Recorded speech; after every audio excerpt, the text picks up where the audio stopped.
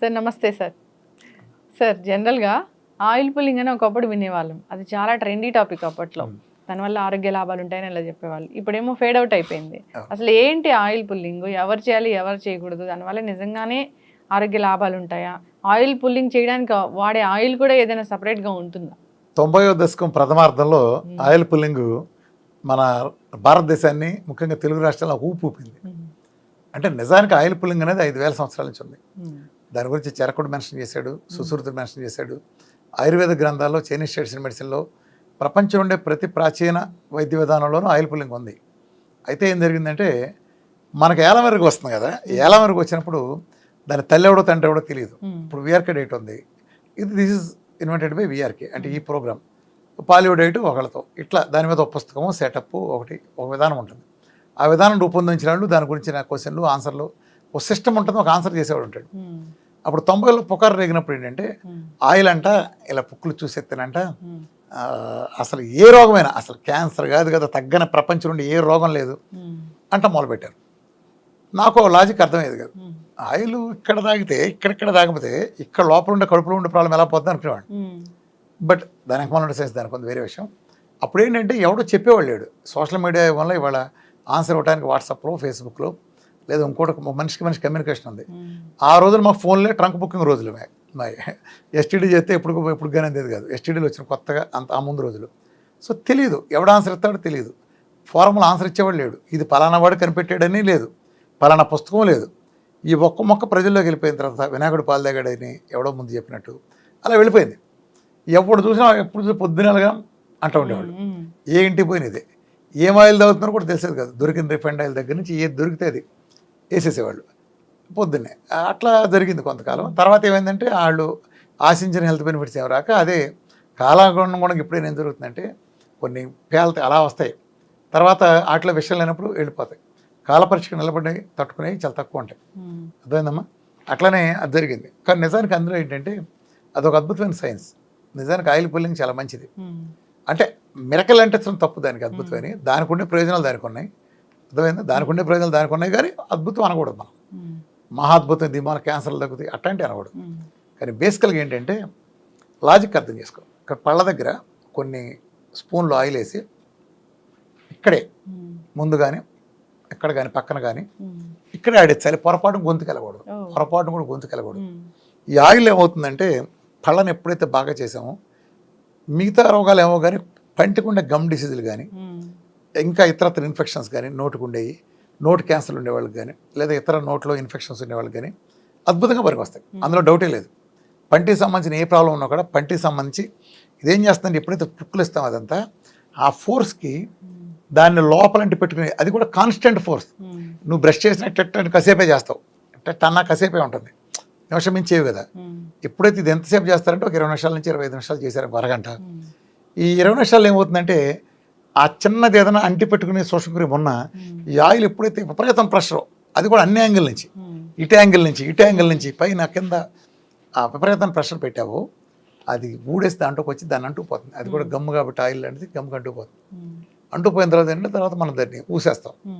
ఊసినప్పుడు పొరపాటు కూడా షింక్లో కానీ డ్రైనేజ్ సిస్టంలో పోయకూడదు. దాన్ని నువ్వు టాయిలెట్లో కానీ డ్రైనేజ్లో కానీ దేంట్లో ఊసినా కింద గడ్డగట్టిపోతుంది. వెంటనే అది ఆ పైపులో కిందే కొబ్బరి నూనె కింద కంటే దిగదు, అది నీళ్ళలో పడగానే గడ్డగట్టిపోతుంది. ఆయిల్ గడ్డగట్టిపోగానే దాంతో ఏం మడ్డి పైనుంచి వస్తే దాన్ని అంటేసుకుని పట్టేస్తుంది. నువ్వు అతి తొందరలో నువ్వు దాన్ని పైపు మార్చాల్సిన పరిస్థితి వస్తుంది. డ్రైనేజ్ సిస్టమ్ మొత్తం దెబ్బతీస్తుంది. కాబట్టి ఆయిల్ పుల్లింగ్ చేసిన వాళ్ళు ఎవరైనా మట్టిలో ఊయాలి, గడ్డిలో కానీ మట్టిలో కానీ ఇసుకలో కానీ, లేదంటే ఒక సంచిలో వేసి దాన్ని సీల్ చేసి డస్ట్బిన్ పడాలి. ఒక ప్లాస్టిక్ ఏదైనా దాంట్లో పోసేసి చేయాలి ఆయిల్ పుల్లింగ్. ఆయిల్ పుల్లింగ్ చేసేటప్పుడు తీసుకునే ముఖ్యమైన జాగ్రత్త ఏంటంటే గొంతుకు అసలు టచ్ కాకూడదు. ఎందుకంటే ఈ ప్యాథోజన్స్ అన్ని క్లీన్ చేసి ఇది ఆయిల్లో పడి తిరుగుతాయి. నువ్వు ఊసేసిన తర్వాత అది ఇక్కడికి వెళ్ళిందంటే అక్కడ టెస్ట్ వస్తాయి, లేనిపోయిన ఇన్ఫెక్షన్లు వస్తాయి. కాబట్టి ఈ జాగ్రత్త తీసుకున్న వాళ్ళే కావాలంటే మొదట తక్కువ సేపు చేయాలి. ఇది మొదట్లో 15-20 నిమిషాలు అందరూ చేయలేరు కాబట్టి తక్కువతో మొదలుపెట్టి ఎక్కువ తీసుకెళ్ళచ్చు. నేనైనా ఖచ్చితంగా నోటి క్యాన్సర్ ఉన్న వాళ్ళకి, నోట్లో బాగా ఇన్ఫెక్షన్ ఉన్న వాళ్ళకి, ఈ గమ్ డిసీజ్ లాంటి వాళ్ళకి తీవ్రమైన దుర్వాసన వస్తూ ఉంటుంది. వీళ్ళకైతే కంపల్సరీగా సజెస్ట్ చేయొచ్చు. అది ఏం సజెస్ట్ చేయాలి? ఏ ఆయిల్ పెడితే ఆయిల్ కాదు. ఒకప్పుడు నువ్వుల నూనె కాదు, రిఫైండ్ ఆయిల్ కాదు, ఏది దొరికితే అది పారాషూట్తో సహా చేశారు. ఒరిజినల్ కొబ్బరి నూనెతో ఒక్కడ కూడా చేయలేదు. సో ఒరిజినల్ కొబ్బరి నూనె ఇప్పుడు నేను చెప్పే మన డైట్కి అనుగుణంగా చేసిన కురుడి నుంచి చేసిన అద్భుతమైంది.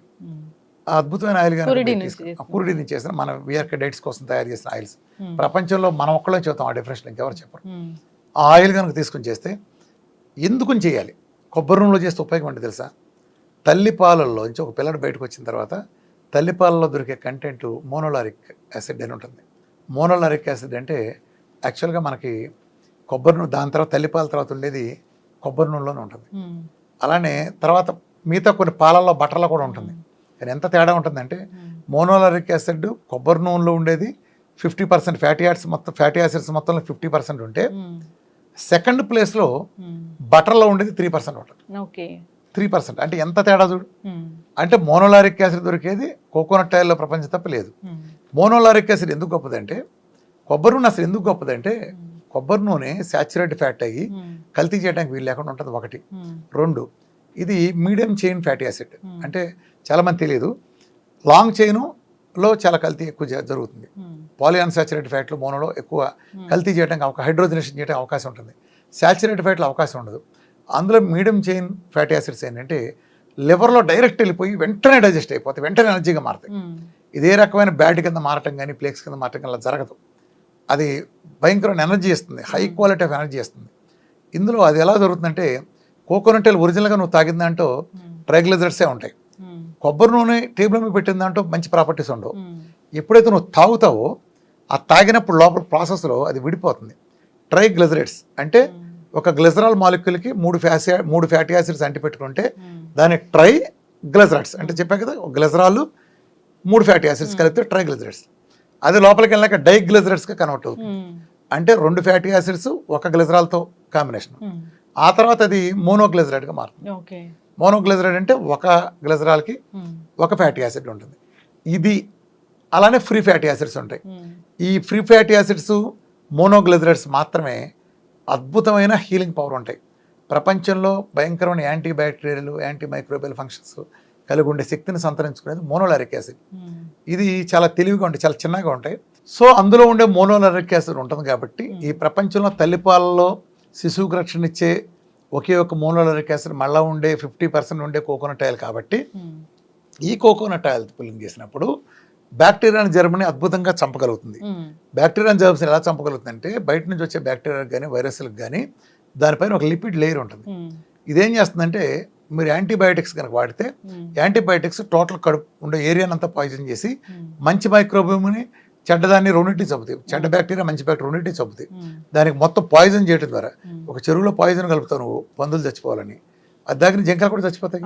ఉదాహరణ చెబుతాయి, అర్థమైంది? అట్లానే అది యాంటీబయాటిక్స్, అది హానికరం. దాని సైడ్ ఎఫెక్ట్లు ఉంటాయి, చాలా తర్వాత వేరే మందులు వాడాలి. ఇది ఎలా చేస్తుందంటే, కొబ్బరి నూనె మోనోలారిక్ యాసిడ్, దీనికి ఒక కన్నింగ్ నేచర్ ఉంటుంది. ఇది వైరస్ లాగానే ఆ వైరస్ని దంపెడుతుంది. ఆ వైరస్ పక్కన చేరిన వైరస్ వాళ్ళు చేరుతుంది. అలానే బ్యాక్టీరియాను కూడా అలానే పైన లిపిడ్ లేయర్ ఉంటుంది కదా, ఇది దాంట్లో చేరి దాన్ని కన్నింగా మోసం చేసి లిపిడ్ లేయర్లో దూరి దానిలో బద్దలు కొట్టేస్తుంది లోపలికి వెళ్ళి. అంటే వాతాపెల్ల కడుపులోకి వెళ్ళి బద్దలు కొట్టుకు వస్తాడు, ఆ టైప్లో లోపలికి వెళ్ళి జీర్ణం చేసేస్తుంది. ఆ బద్దలు కొట్టగానే ఆ వైరస్ కానీ బ్యాక్టీరియా కానీ ప్యాథోజన్ బయట నుంచి వచ్చింది అలా చచ్చిపోతుంది. ఆ చచ్చిపోయిన డెబ్రిస్ని WBC క్లీన్ చేసి పడేస్తాయి. సో మంచి మైక్రోబియంకు లిపిడ్ లేయర్ ఉండదు కాబట్టి ఇది దూరు బద్దలు కొట్టడానికి ఏమి ఉండదు. కాబట్టి అది ఏమీ జరగదు, ఎటువంటి హాని జరగదు. సో ఇది బేసికల్గా. అందుకని ఆయిల్ పుల్లింగ్ చేసేవాళ్ళు ఓన్లీ కొబ్బరి నూనెతో చేస్తే మాత్రం ఫలితం ఉంటుంది. ప్రపంచంలో అందరూ రెండో ఫలితం ఏంటంటే ఫేషియల్ యోగా. విపరీతంగా అరగంట సేపు మనకు మొహం వాడిస్తే ఈ రక్తనాళాలను విపరీతంగా యాక్టివేట్ అయ్యి ఫేస్లో ఒక రకమైన సాయిబాబాకి వచ్చిన లైటింగ్ టైప్ వచ్చేస్తుంది. సాయిబాబా వెనక నుంచి వస్తే ఇటు మొహంలోంచి వస్తుంది. ఆ బొగ్గలన్నీ ఆడతాయి కదా. సో ఏ విధంగా చూసినా అది పూర్తిగా శాస్త్రీయం. ఒకవేళ దాని గురించి సందేహాలు ఉన్నా రామకృష్ణ హెల్త్ మమ్మల్ని క్రానిక్ డిసీజ్ పర్సనల్గా చేస్తే మేము చేయిస్తున్నాం, మేము దగ్గరుండి ప్రోటోకాల్ చూపిస్తాం. ఎస్, ఖచ్చితంగా సార్. చాలా చక్కటి ఇన్ఫర్మేషన్ అండి. సో ఆయిల్ పుల్లింగ్ ఒకప్పుడు కదేమో అనుకున్నాము, ఆయిల్ పుల్లింగ్ అనేది చేయొచ్చు, దానివల్ల ఆరోగ్య లాభాలే ఉన్నాయి. కానీ చేసే పద్ధతి అనేది కరెక్ట్గా మీరు చెప్పినట్లు ఫాలో అవ్వాలని కోరుకుందాం. అంతేకాదు ఏ నూనె పడితే ఆ నూనెతో ఆయిల్ పుల్లింగ్ చేయకూడదు, స్వచ్ఛమైన కొబ్బరి నూనెతో చేయాలి. Original coconut. ఎస్, చక్కటి ఇన్ఫర్మేషన్ అండి, ధన్యవాదాలు.